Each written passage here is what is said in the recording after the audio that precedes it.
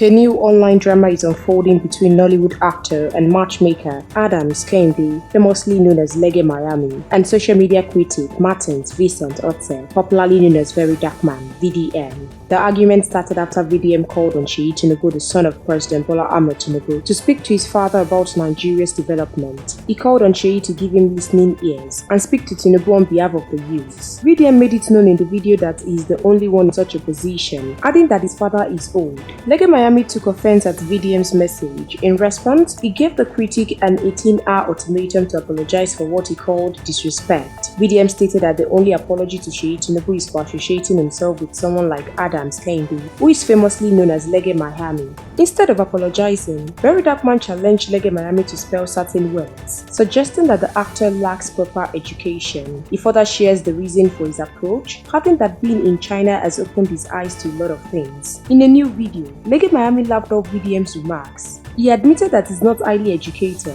but pointed out that he's the only illiterate who associates with Seyi Tinubu. He also mocked VDM's English-speaking skills, saying, "You mix pidgin English with regular English." Many social media users have found Lege Miami's response humorous, while others criticized both men for their online feed. Some fans supported VDM's message about Nigeria's development, while some opposed it.